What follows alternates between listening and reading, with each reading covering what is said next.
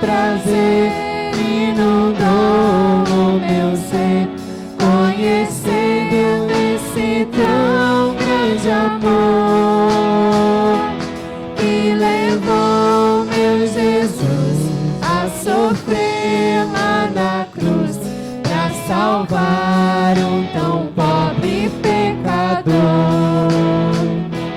Foi na cruz onde um dia eu vi meu pecado castigado em Jesus. Foi ali pela fé que meus olhos abri, e eu agora me alegro em sua luz.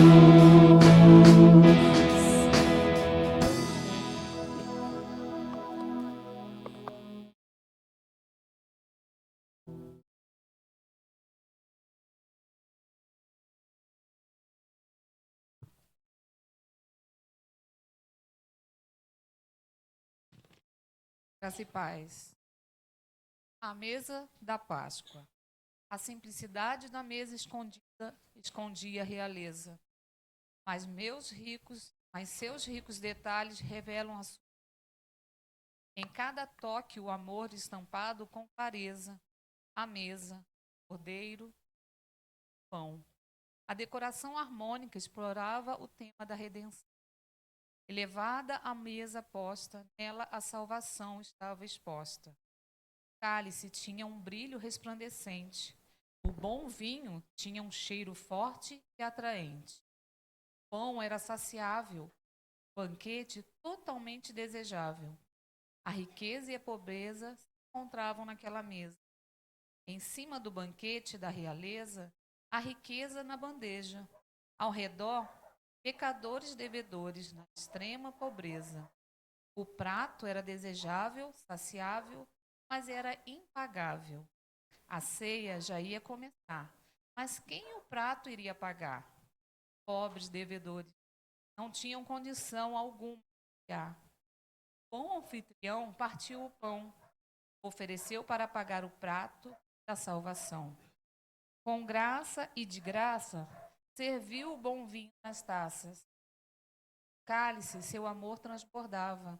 Em cada pedaço de pão, a plenitude ele partilhava. Famintos pecadores, suas mãos se alimentavam. Na mesa servida estava a sua própria vida. O pão partilhado, o seu corpo rasgado. O adocicado, o corpo processado. Ele, anfitrião, bom vinho da vida, o pão. Que era a da Páscoa, era o livramento e a redenção. Servimos-nos um prato caro, ele custou o Calvário. Ao servir o bom vinho, trilhou o caminho. A mesa com sua posta para a salvação ainda está exposta. Sente-se à mesa, pegue o pão da vida. Pode pegar a taça que o bom vinho é de graça. Não se preocupe com o débito, ele é o pianista.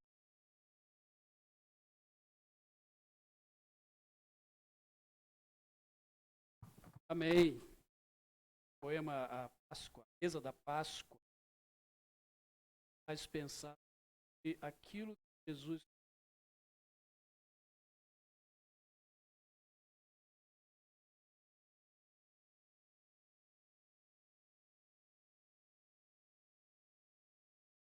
o autor daquela desenho dizia que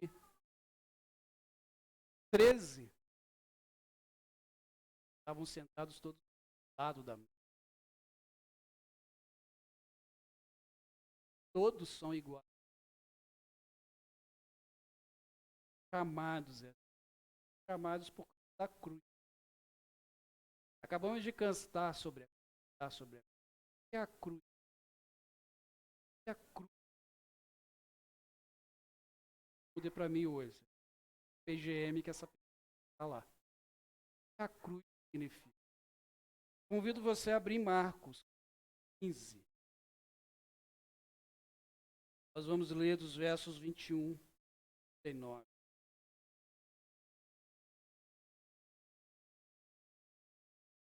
pensar um pouco. Da cruz. Marcos 15, 21 a 30. Irmão Cirineu, bem naquela hora, vinha chegando do campo, obrigado a carregar a cruz de Jesus. João é o pai de Alexandre e de Rufo. E eles levaram Jesus para um lugar chamado Gólgota, que significa o lugar da caveira. Ofereceram-lhe vinho misturado com ervas amargas, ele recusou. Então o crucificaram e o jogaram, dados para ver que roupa deveriam cada um levar. Era cerca de 9 horas da manhã, quando, verso 25, pegaram uma tabuleta na cruz, da sua cabeça, anunciando a acusação contra ele. Diziam, rei dos judeus. 2 assaltantes foram crucificados com suas cruzes ficavam, uma à sua esquerda e outra à sua direita. Gritando assim, cumpriu-se as escrituras que dizem. Ele foi contado entre o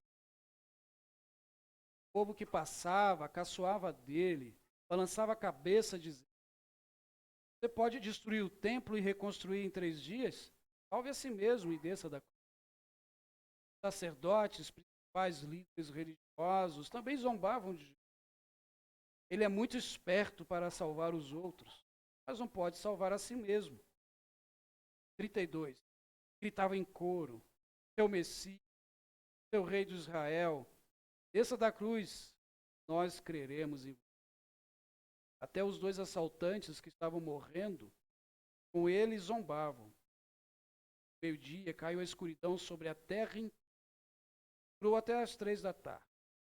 Então Jesus clamou em grande voz: Eloi, Eloi, lama sabachthani. Quer dizer, meu Deus, por que me abandonou? Algumas das pessoas que estavam ali pensaram que ele estava chamando o profeta Elias. Então um homem correu, apanhou uma esponja, encheu de vinagre e a suspendeu a ele com uma vara. Vamos ver se Elias virá descer de ele. Então Jesus soltou outro forte grito, entregou seu espírito.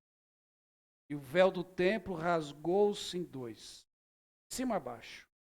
Quando o oficial romano que estava ao lado da cruz, Jesus, viu que ele entregou o espírito, exclamou: verdadeiramente era o Filho. O Senhor aplique-nos. A cruz é um dos maiores paradoxos da vida, da raça humana. Paradoxo porque, ao mesmo tempo que ela é uma tragédia, hoje para a gente nós não vemos a tragédia, mas era uma tragédia. Um momento em que o preso era condenado à morte, mas também é um ato, uma motivação, é algo glorioso, é uma vitória. O que é a cruz para você? O que é a cruz? Ela significa. E foi um momento em que eu não queria uma resposta teológica, não queria versículos, eu queria. Ela representa. A gente fala tanto de cruz, vê cruz em tudo quanto é canto, vê cruz em mente, vê cruz nas igrejas. A gente na reforma, estou pensando aqui atrás. Vê a cruz em vários momentos. Em lugares públicos, repartições públicas. O que é realmente a cruz? A gente precisa lembrar que ela foi um instrumento de tortura. Hoje a gente glorifica o Senhor, a gente olha para uma cruz vazia, pois ela está vazia, a gente se alegra, mas ela foi um instrumento de tortura, um instrumento de morte, para pena de morte. Não eram os bonzinhos que iam para aquela cruz. como se hoje no Brasil nós não temos pena de morte, graças a países que têm pena de morte, são sempre os piores que naquele momento da morte, tal, enfim. Eram condenados por crimes terríveis. Ainda que esses dois crucificados ao lado de Jesus não se diga qual foi o crime deles, mas a gente lembra de Barrabás. Aquela cruz que Jesus estava, a cruz de Barrabás. E Barrabás foi solto. Barrabás representa você e a mim. Já parou para pensar nisso? A cura de Barrabás ali, sou eu, você. Porque aquela cruz era dele. Naquele momento do alvoroço do povo e Pilatos não querendo se complicar, ele fala, olha, eu posso soltar um prisioneiro na Páscoa, eu posso ter um coração bondoso. Ele querendo soltar a Jesus, porque ele não via crime nenhum. Mas o povo gritou Barrabás. Gritou para que um criminoso fosse solto no lugar de Jesus. Barrabás, segundo a história, ele era um homem violento, um ladrão violento, causava problemas na sociedade, mas ele foi solto. E mostra que a cruz era para qualquer pessoa. A cruz representa o amor de Jesus para qualquer pessoa. Não importa o que ela fez. Eu não sei o que foi de Barrabás depois disso. A Bíblia não mostra. Eu, no lugar de Barrabás, eu ia me tornar um discípulo. Porque ser salvo por Jesus assim, e dessa forma, mas não importa o que você tem vivido, o que você tem sentido, a cruz traz liberdade. Ela é esse instrumento horrível de tortura, porque ela atinge 3 momentos. É uma morte horrível, porque é uma morte por sufocação. Ela atinge é um instrumento que tortura de forma física. O crucificado ali é amarrado ou pregado, como foi o caso de Jesus, então ele vai morrer sufocado. Ou ele vai morrer de esgotamento, passar horas ali pendurado, ou ele morre de hemorragia, e alguns estudiosos dizem que o coração do crucificado explode dentro dele. Tamanha dor que ele sente. Foi o que Jesus sentiu. Mas ele é um instrumento de tortura, mas também de tortura moral. Porque além da vergonha, os familiares, para o próprio crucificado, o crucificado ficava ali seminu, deboches que aquele crucificado recebia. Aquilo era moralmente horrível, mas é também emocional, porque a família sofria, aquela pessoa era zombada, então era um instrumento de tortura horrível, e sempre em lugares muito à vista. Esse lugar que Jesus foi crucificado, todo mundo via os crucificados ali, mesmo à distância. Isso para que aqueles que olhassem recebiam a seguinte mensagem: faça igual, é o fim. É igual, aconteceu.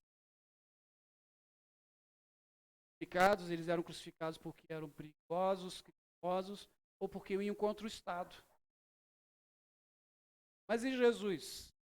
Jesus, que crime ele cometeu? Ainda que colocaram sobre a cabeça dele a placa com crime, rei dos judeus, mas não era crime, aquilo era verdade. Pois ele é o rei. Se pudesse definir o crime de Jesus, de amar. A cruz me mostra o tamanho do amor.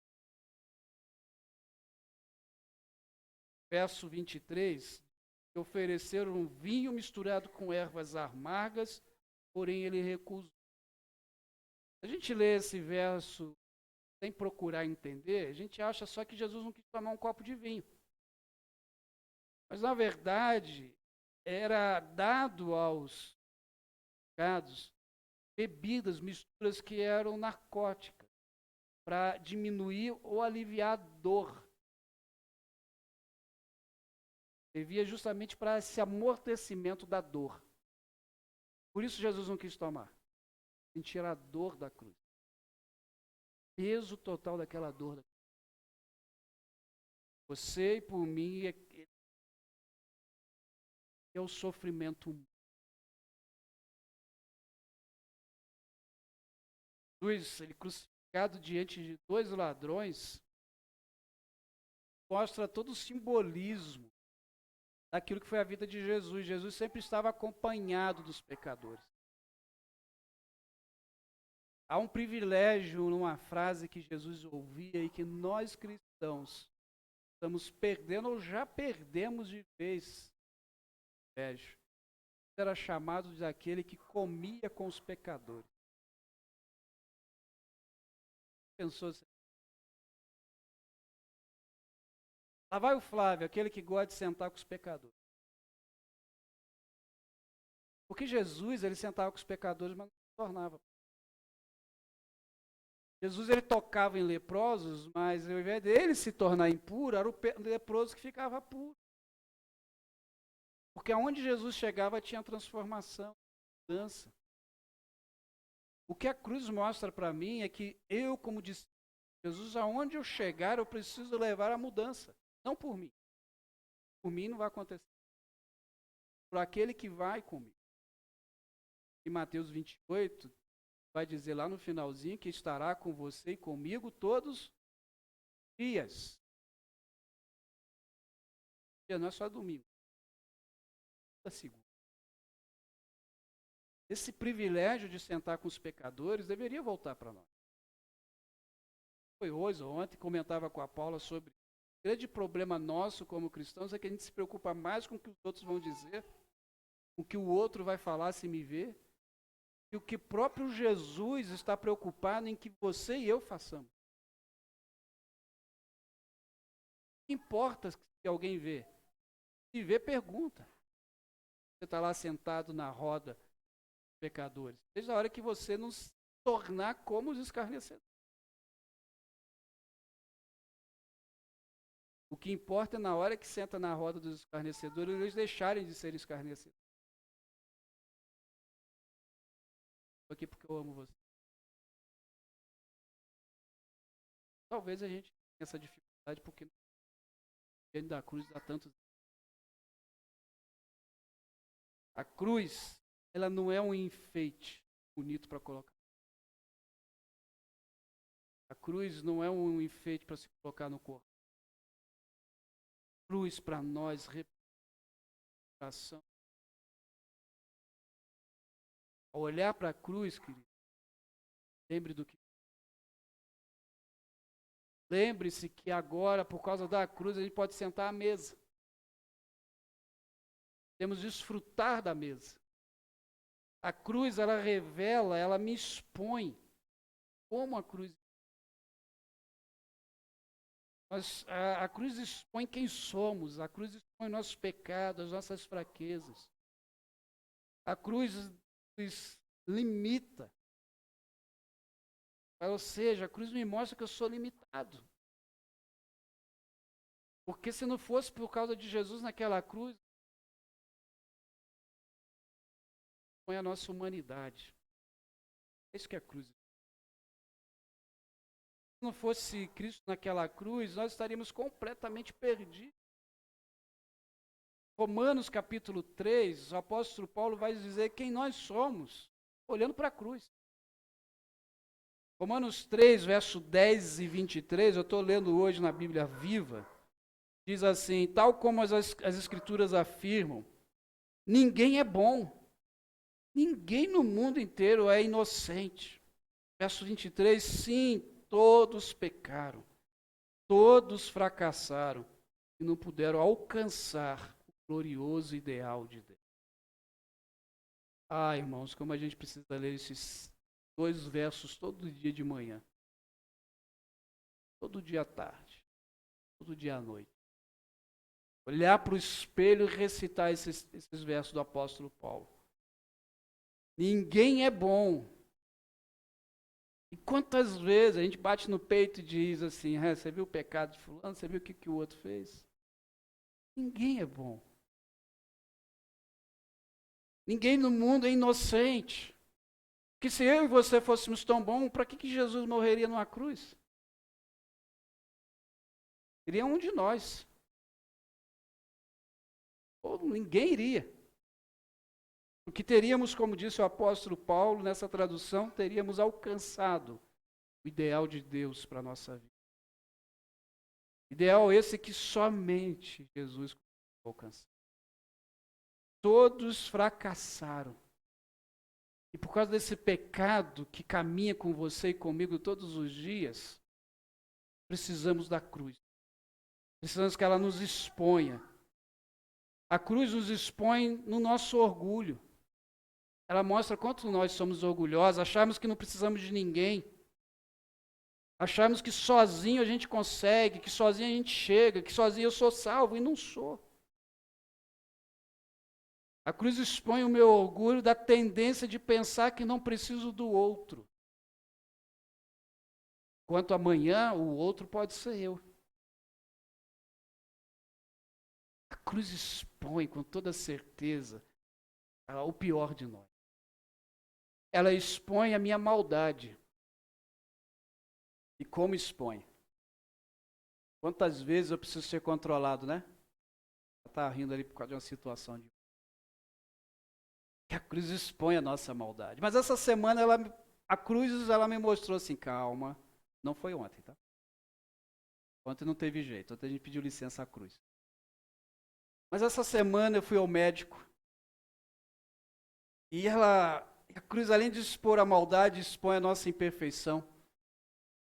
Eu fui no lugar errado do médico, que é tanto lugar que tem que ir, eu errei o lugar.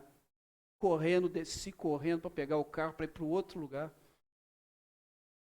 E uma pessoa que nós ajudamos muito, uma pessoa que nós nos dedicamos muito para aquela pessoa, estava na mesma calçada. E não tinha como. Eu olhei para ela, como estou olhando aqui para o João, e ela virou a cara. Mas não tinha jeito, a gente estava na mesma calçada, e ela disfarçou e disse, boa tarde. E ali a cruz diz assim, calma, segue teu caminho. Ela se resolve comigo depois. Porque a cruz mostra essas coisas, mostra o que dá vontade de fazer. Ela revela a nossa humanidade. E aí, na hora que a gente está diante da cruz, fala assim, se eu tenho vontade de pegar, jugular, e aí Jesus diz assim, na cruz eu olhei para o céu e disse, Pai, perdoa-os. Eles não sabem o que estão fazendo. Então, quando eu olho para a cruz, eu digo, então, aprende a perdoar. Aprende a deixar que cada um siga o seu caminho. Porque sou eu que vou junto. Ela mostra essas nossas imperfeições. Ela mostra aquilo que Ele fez por mim, e quanto imperfeito eu sou e quanto que eu preciso melhorar. Quando olhamos para aquilo que Jesus suportou na cruz, essa semana foi a semana das redes sociais mostrar as fotos de Jesus, partes do filme Jesus, aquele que Mel Gibson escreveu, foi o diretor. E uma pessoa colocou uma foto de Jesus horrível, com as suas costelas aparecendo, os ossos da costela aparecendo. Eu pensei, nossa, mas eu lembrei que um dos instrumentos de tortura que eles usaram para bater em Jesus causava aquilo, expunha os ossos. Tamanha força que aqueles soldados usavam para bater nas costas de Jesus. Olha a dor que ele sofreu por mim. E aí a cruz ela expõe mais uma coisa a nós, a nossa falta de gratidão. Como somos ignorantes daquilo que Ele fez. Pois deixamos de adorá-lo. Deixamos que coisas triviais da vida nos afastem da cruz. Ela nos expõe a nossa falta de gratidão, quando por pouca coisa deixamos de congregar e adorar ao Senhor. Como somos ingratos diante daquilo que Ele fez por você e por mim. A cruz, ela nos expõe. Mas a cruz também, ela nos mostra algo que é maravilhoso. Ela nos mostra um recomeço. Porque se a cruz parasse somente no que expõe, o que seria de nós depois de sermos expostos? Mas ela mostra que a gente tem um novo começo. Porque o projeto de Deus não parou na cruz. O projeto de Deus não foi interrompido por causa da cruz. Deus não estava sentado no trono e bateu a mão na cabeça e disse: e agora? Jesus foi morto. O que eu faço? A cruz não foi nunca plano B de Deus.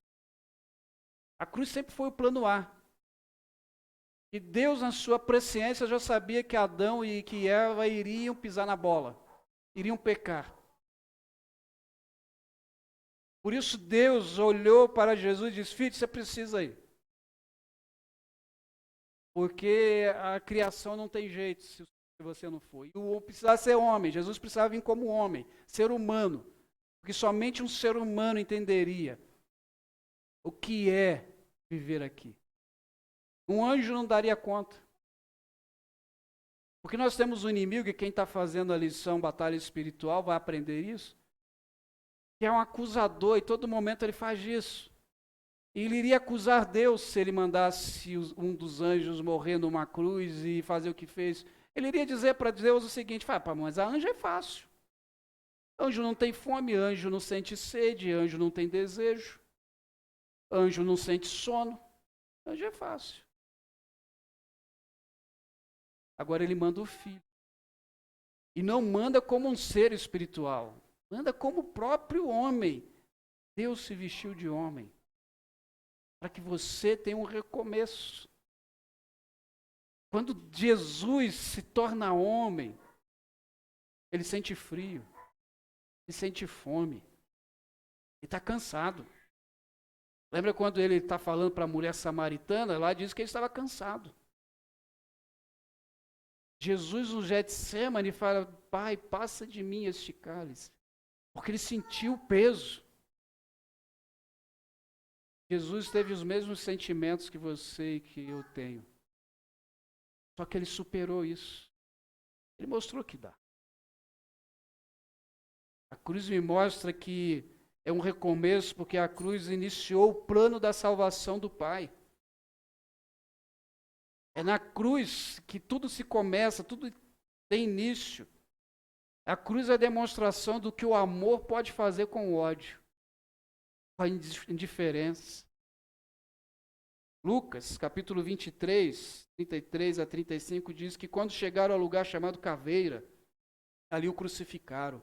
E os malfeitores, os malfeitores, um à direita e outro à esquerda, dizia: Jesus, Pai, perdoa-lhes, porque não sabem o que fazem. Repartiam as vestes, lançavam sorte, e o povo estava olhando. E também os príncipes, os fariseus, zombavam dele, dizendo aos outros: salve-se a si mesmo, se és o Cristo escolhido de Deus. Diante de tanto ódio, diante de tanta indiferença, de um momento de dor profunda, ele olha e diz: olha, Pai, perdoa-os. Eles não entenderam o que está acontecendo aqui. A cruz é um recomeço para aqueles que se encontram infelizes. A cruz é um recomeço para aqueles que estão sem esperança. É na cruz que a gente consegue ter uma nova vida, aqueles que são traídos, enganados, corrompidos e corruptos. É na cruz. É o amor de Jesus por nós. Lembra de Zaqueu? Está lá em Lucas 19. Jesus ainda não tinha ido para a cruz, mas Zaqueu mostra o porquê Jesus veio. E quantas pessoas olhavam para Zaqueu e para Jesus, e lá vão dizer: lá vai Jesus para a casa de um pecador, lá vai Jesus entrar na casa de um publicano. Jesus não está nem aí com o que estão falando, Jesus vai. Quando chegar no céu, eu quero falar: Deus, dá para mostrar a cena de Jesus lá com Zaqueu? Eu queria saber o que eles conversavam. Que para Zaqueu ter uma mudança de vida daquela forma, algo aconteceu ali. Porque ele disse que ele teve um arrependimento profundo. E aí Jesus diz que aquele homem, lá no verso 10, também encontrou salvação. Ele era um filho de Abraão. Mas o dos ladrões da cruz também encontrou salvação. Teve um recomeço.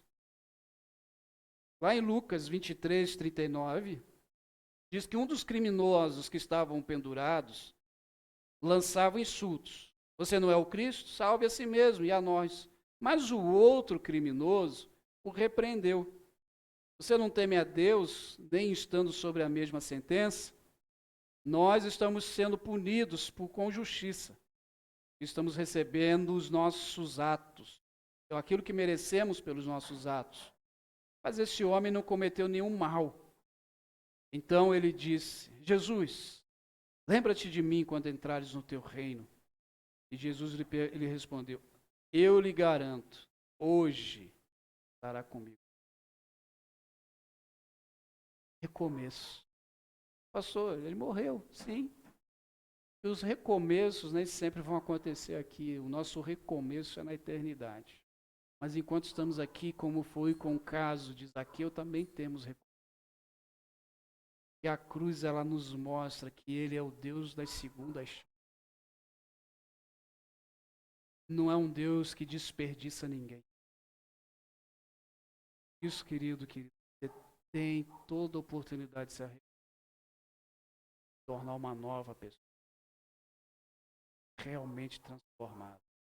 Porque somente na cruz é que nós encontramos sim.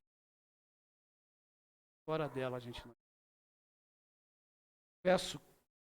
Marcos 15, verso 37 e 39. Então Jesus soltou um forte grito. Entregou seu espírito. E o véu do templo rasgou-se em dois, de cima até embaixo. Quando o oficial romano que estava ao lado da cruz de Jesus viu como ele entregou o espírito, exclamou: verdadeiramente esse é o Filho de Deus. Que grito foi esse? Nós conhecemos esse grito. João 19 vai dizer que esse grito foi: está consumado. E o que é o está consumado? No grego, essa palavra tem o sentido de que a promissória ou um crime foi pago. Há tempos atrás já expliquei sobre isso aqui. Do grego a palavra é totolestai. Quando você chegava, por exemplo, em uma prisão, e imagine que você ia visitar alguém, naquele tempo não tinha correios como tem hoje, não tinha WhatsApp, que você recebe mensagem instantânea, e você fosse visitar alguém na prisão e chegava lá, não tinha o cara, a pessoa não estava lá, a mulher não estava lá, e estava escrito lá, totalestai. Está consumado. A pessoa sairia de lá feliz. E foi visitar, porque está escrito lá, ele pagou já pelo seu crime. Foi pago. Ou um pagamento de uma promissória. Consumado, pago.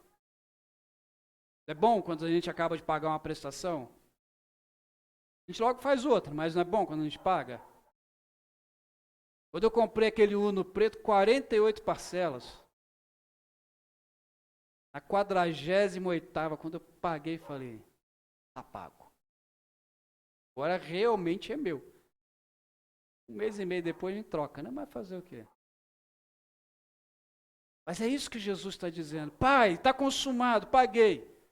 Essa humanidade não tem mais dívida com o Senhor. A humanidade agora pode te adorar, e por isso que Deus rasga o véu de cima a baixo. Você lembra do véu? O que significava aquele véu? Aquela cortina enorme que ficava no templo, onde somente o sumo sacerdote entrava lá para oferecer o pecado, a redição, a remissão do pecado por todo o povo. Então ele entrava com o animal do sacrifício ali naquele lugar, só ele poderia entrar. E tinha todo um simbolismo, e ele entrava amarrado numa corda com sinos e romães para que não fizesse tanto barulho. Mas enquanto aqueles sinos balançavam, todo mundo que estava lá fora entendia que Deus estava perdoando o povo e que o sacerdote, ou o sumo sacerdote, ainda estava vivo. Se os sinos parassem, eles só puxavam a corda e o morto. Se o sumo sacerdote morresse, era porque ou ele estava em pecado ou tinha pecado no meio daqueles que estavam oferecendo. Jesus na cruz foi o sumo sacerdote. E se levou, porque o sumo sacerdote levava o cordeiro. Então ele se levou. Ele foi o cordeiro. Para que você e eu encontrássemos sentido de vida. Hoje se fala muito em sentido de vida. E há uma necessidade realmente de se achar esse sentido. Mas, queridos, somente na cruz. O que Jesus pagou então por nós? Romanos 6, 23 vai dizer que o salário do pecado é a morte. Mas a dádiva gratuita de Deus é a vida eterna por meio de Jesus Cristo, nosso Senhor. Ele pagou o quê? O salário do pecado. Porque ele mesmo venceu a morte. Jesus matou a morte. A morte não resistiu a Jesus. Jesus tinha o poder de reverter a podridão do corpo, porque todo mundo que morre, o que acontece com o corpo? Apodrece. Jesus não. Porque o que saiu daquele túmulo não foi um espírito, foi um corpo glorificado. Pastor, mas como assim? Os discípulos tocaram nele. Lembra de Tomé? Eu só vou crer se eu tocar. Veio tocar. E Jesus fala, está aqui, ó, os furos. Mais tarde, em João 21, nós encontramos Jesus comendo um churrasquinho de peixe com pão com os discípulos, lá na areia. Quando os discípulos e Pedro, que voltou nadando porque a pressa foi tanta, e se encontraram com ele, o Cristo ressurreto. Corpo glorificado. O pecado que trouxe sobre a humanidade esse afastamento de Deus, gerando a morte, foi pago na cruz.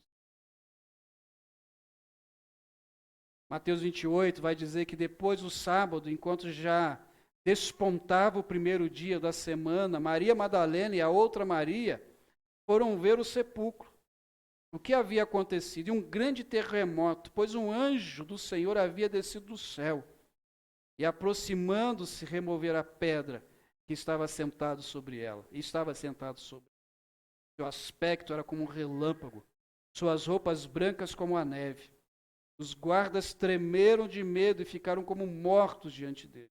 Mas o anjo disse às mulheres, não temais, pois eu sei que procurais Jesus que foi crucificado. Ele não está aqui, mas ressuscitou como havia falado. 20, veio de lugar onde ele está. Querido Jesus, aqui. O princípio que Deus tinha foi cumprido através da cruz. Começou ali. Hoje nós podemos ter esperança. Podemos ter sentido de vida.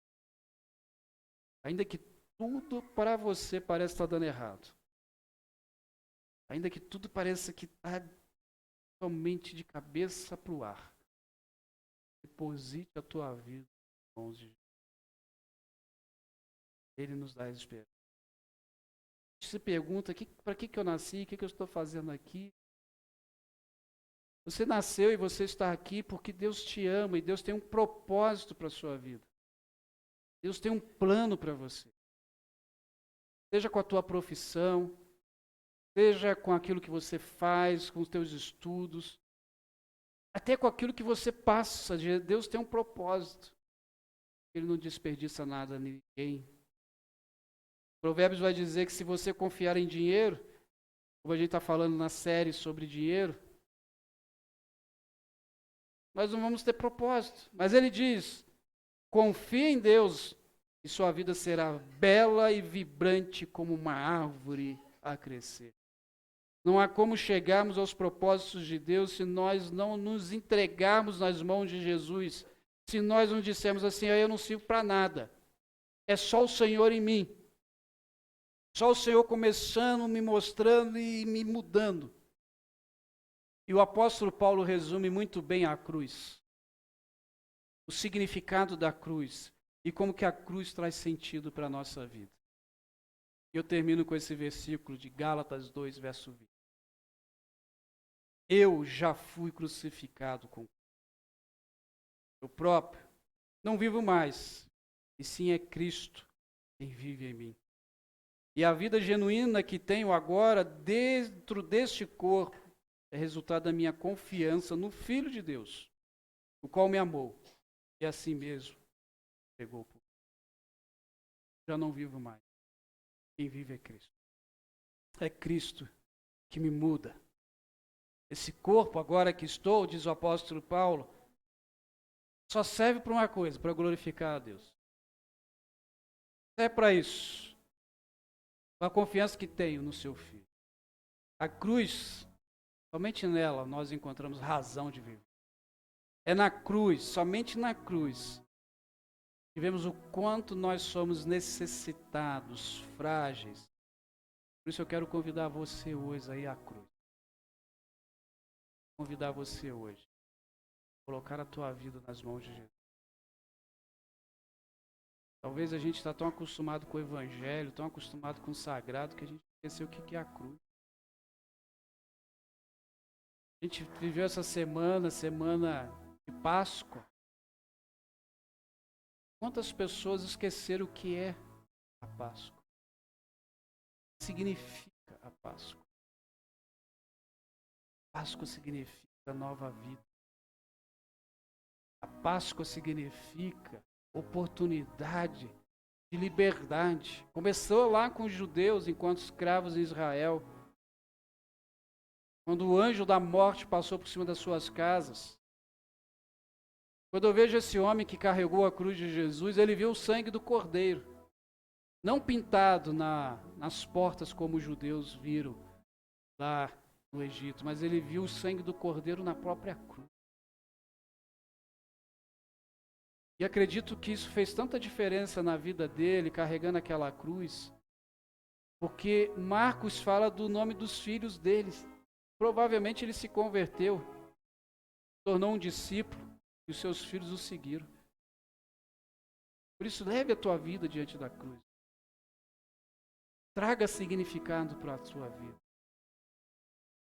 Você lembre do amor de Jesus não só na Páscoa, não só no Natal, mas todos os dias. Porque Ele é o Cordeiro de Deus, que tira o seu e o meu. Feche. Pai, quero em nome de Jesus pedir ao Senhor. Senhor, restaure os teus filhos. Mostre de forma pessoal o significado da cruz. Que nesse momento, Pai, se coloquem de forma completa nas tuas mãos.